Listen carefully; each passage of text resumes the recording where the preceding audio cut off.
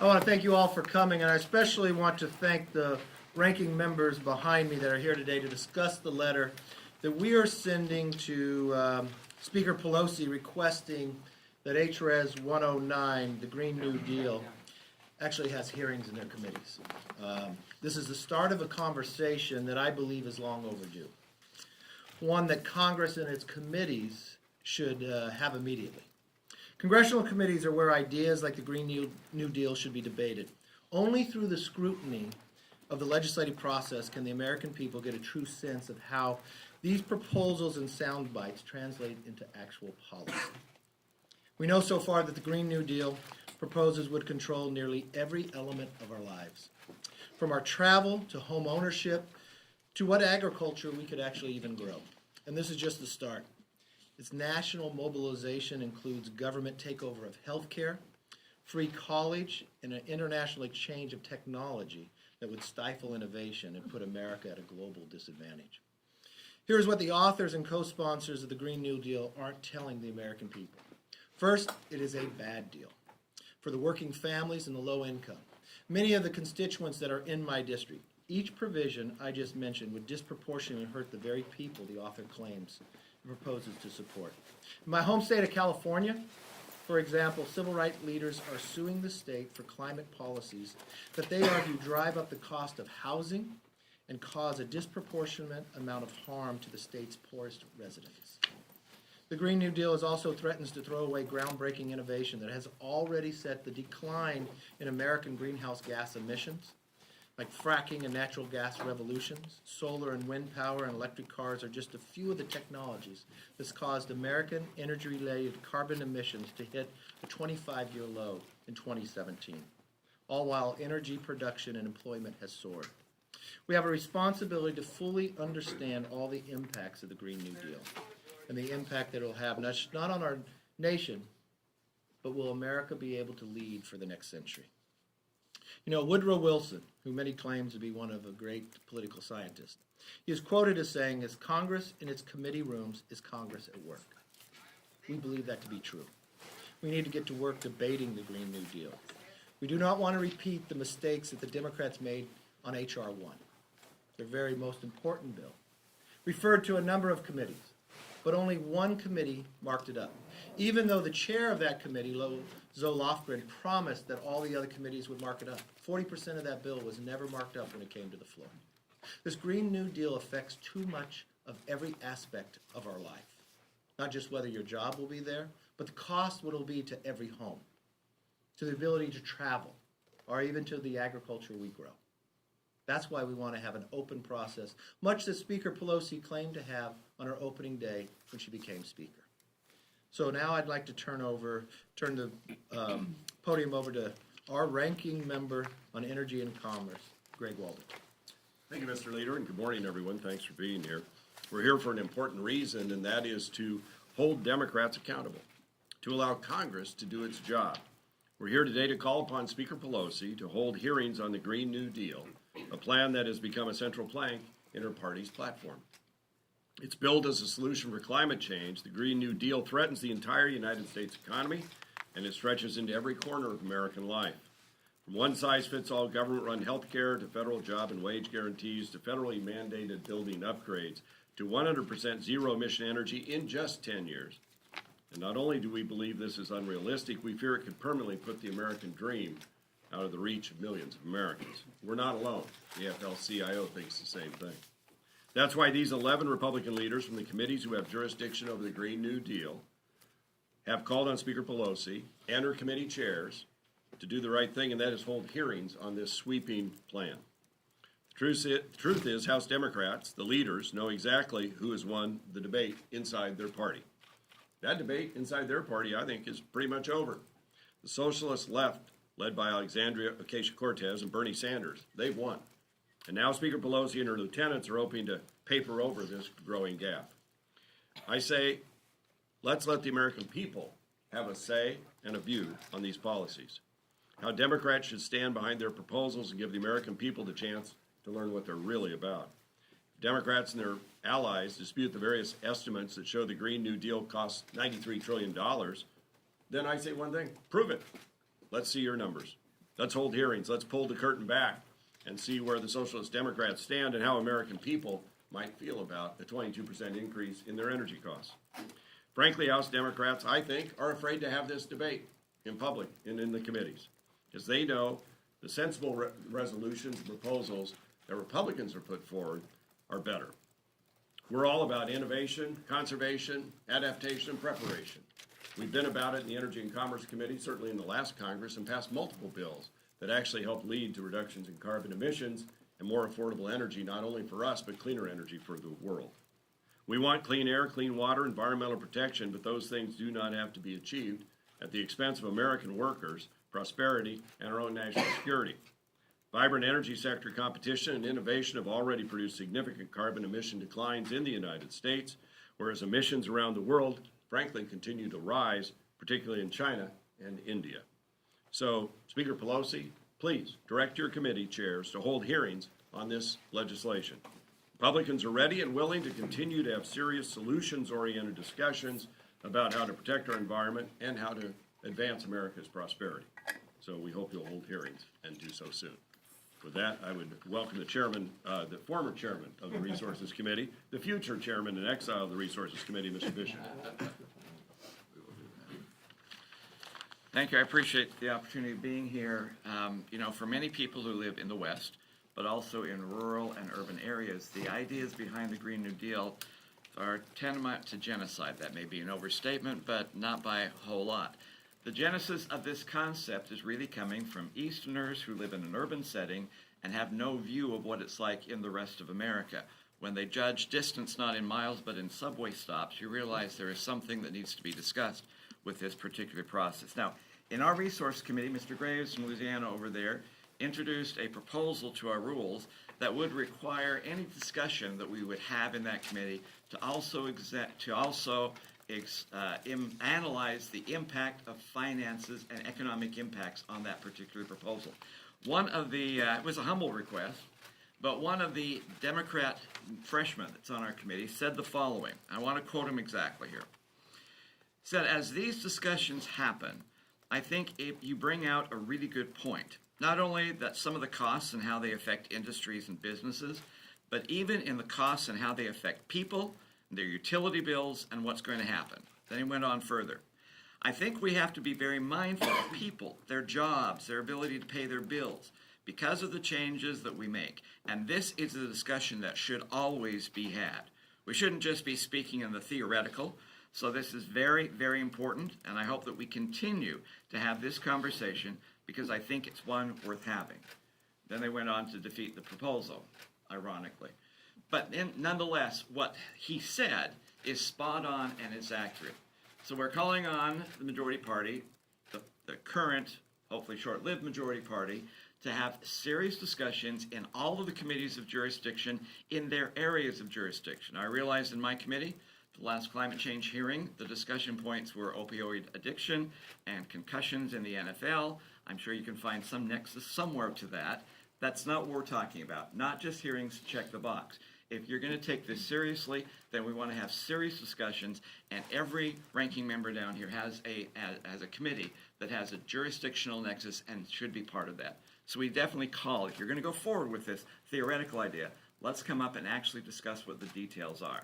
And with that, I'd like to introduce another one of my Western colleagues who has the area of what happens to rural America, Mr. Conlon. Thanks, Rob.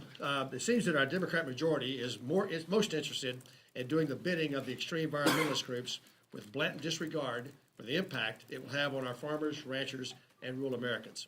Either the proponents of the new Green Deal don't grasp the consequences of these policies that they will have on agriculture in rural America, or the cynic would say they simply don't care. Just 3 months ago, the 2018 Farm Bill was signed into law, a 5-year comprehensive reauthorization act covering farm, conservation, and nutrition policy in our country. It was completed after 2 years of work by the committee. The process included listening sessions across the United States, more than 100 hearings, and bipartisan discussion and collaboration between members on the committee. The Farm Bill protects farm and forest lands and assists producers in voluntary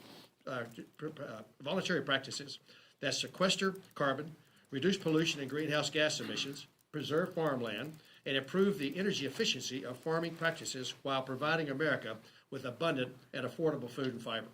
In contrast, this new Green Deal aims to uproot the basic underpinnings of our farming and manufacturing, energy, and transportation systems and require changes of marginal and unknown benefit that come at great expense to the average taxpaying American citizen and business.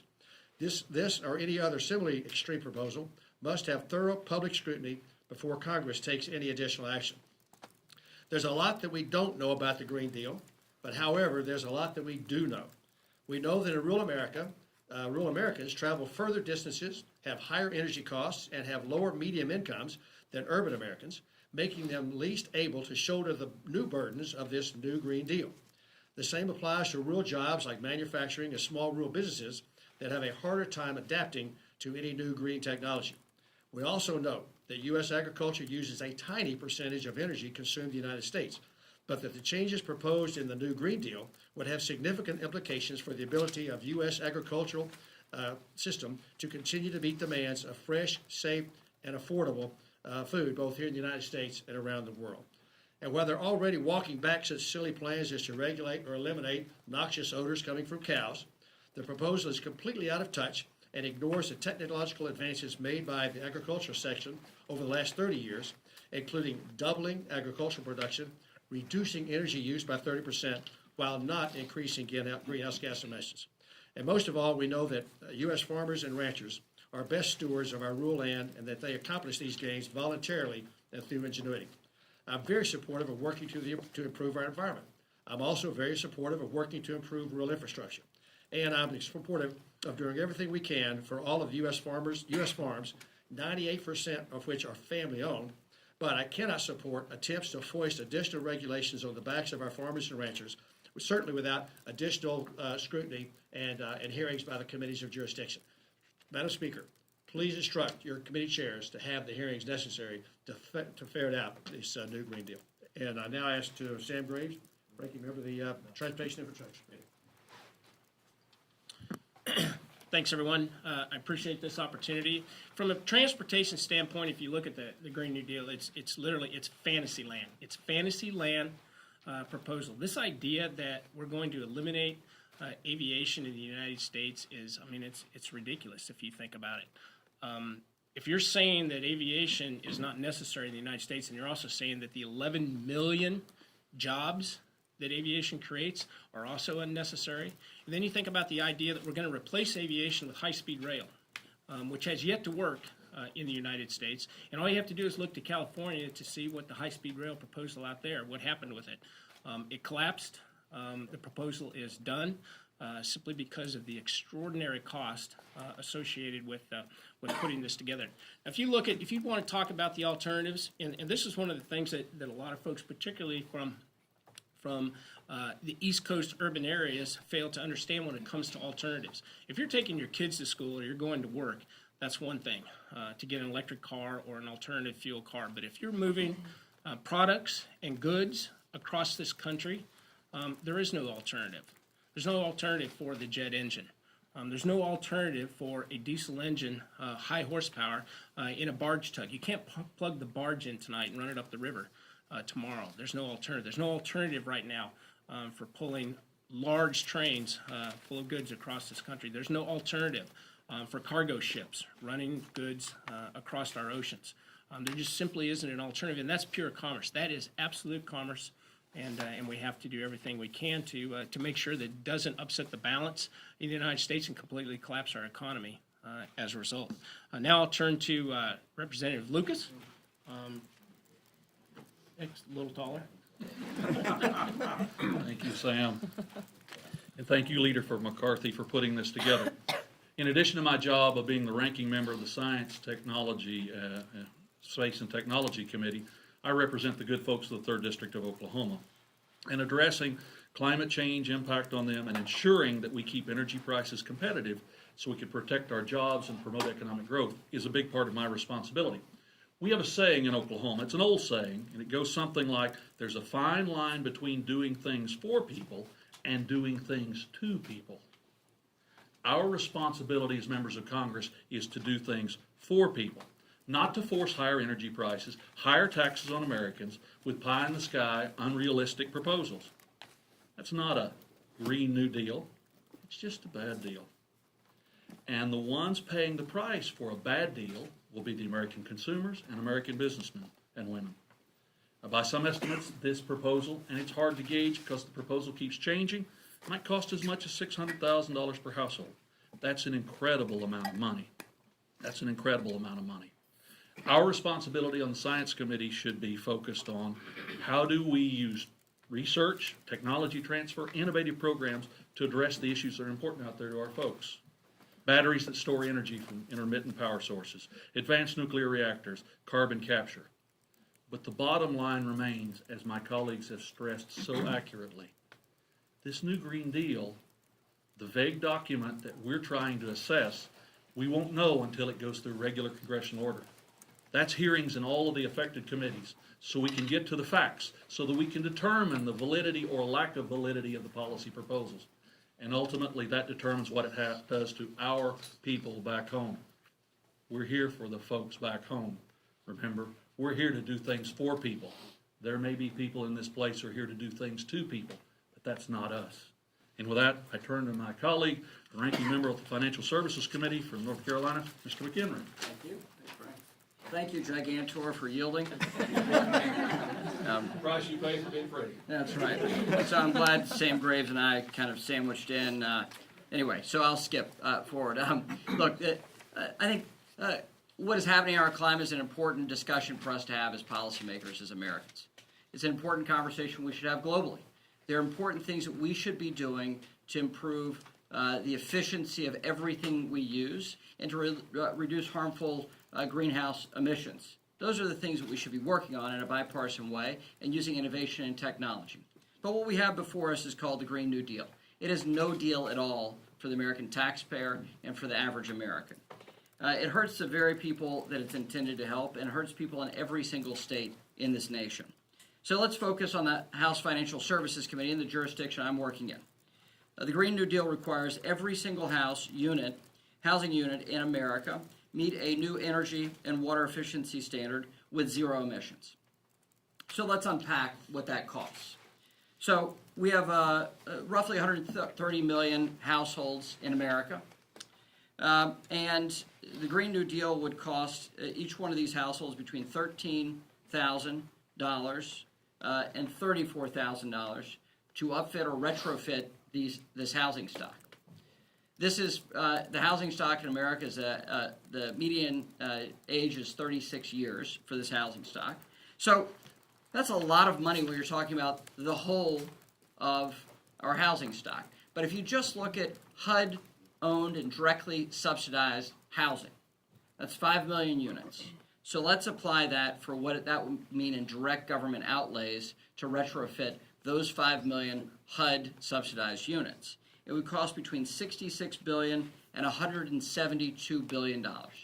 That is larger than the whole of HUD's budget since its inception. So these numbers are staggering, and the impact it has on the American people is real, and it's negative. We should be having a substantive conversation of the things that we should be doing in a bipartisan way to achieve outcomes. On this matter, though, on housing, we put it to a vote last week in the House Financial Services Committee.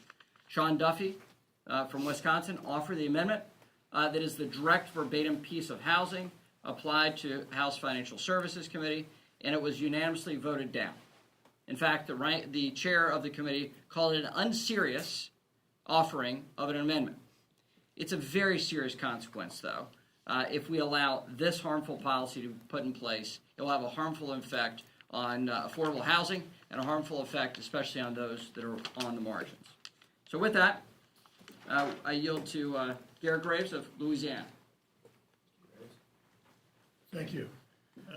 I want to thank the authors of the Green New Deal for brainstorming and throwing out concepts to help improve our environment, to help bring down energy costs, to help to raise wages and provide better job opportunities for all Americans. Because you know what, those are objectives that I share. But I think it's important to dig in to the proposal that was actually put on the table. When you actually look at it and you dig into it, it resembles more of a political memo that was accidentally converted into legislation, or some type of utopian grammar school exercise that was accidentally turned into legislation.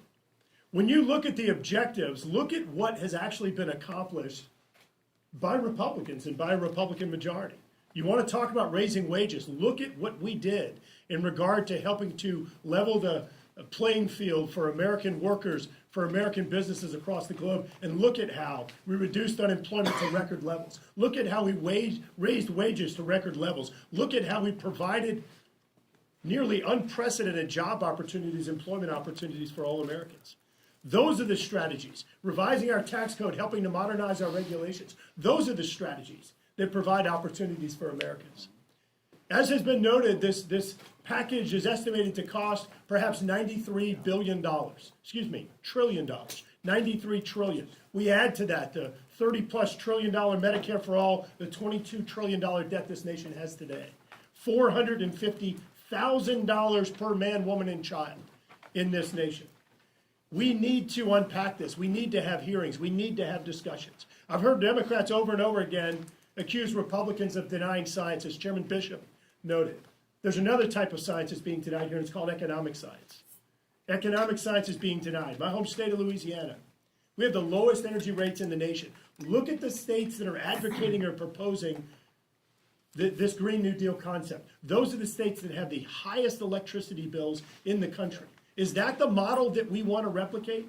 Moving in a direction of Obamacare, where we were told that government intervention in healthcare was going to reduce costs, and we've seen the complete opposite. Is that the model that we want to replicate? The Green New Deal has a credibility gap.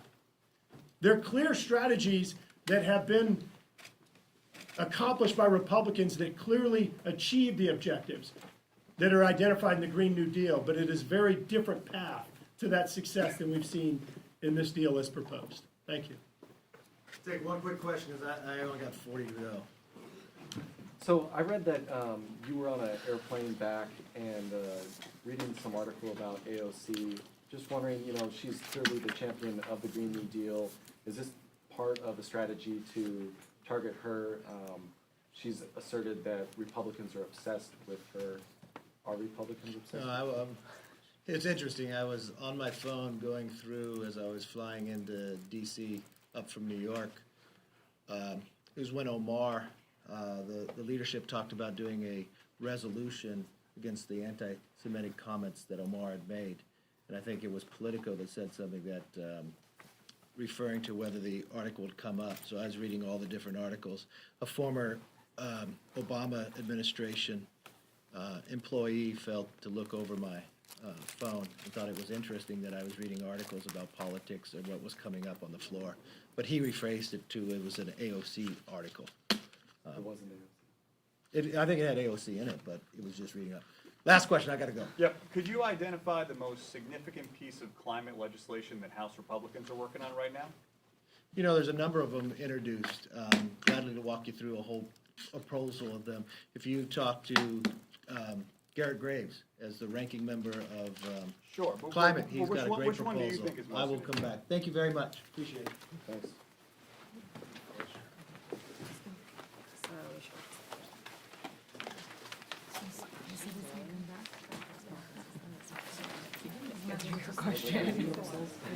I love it. I wish you'd answered it. But are you obsessed? So yeah, like he was Yeah, the wild. way things are going. I'll be back.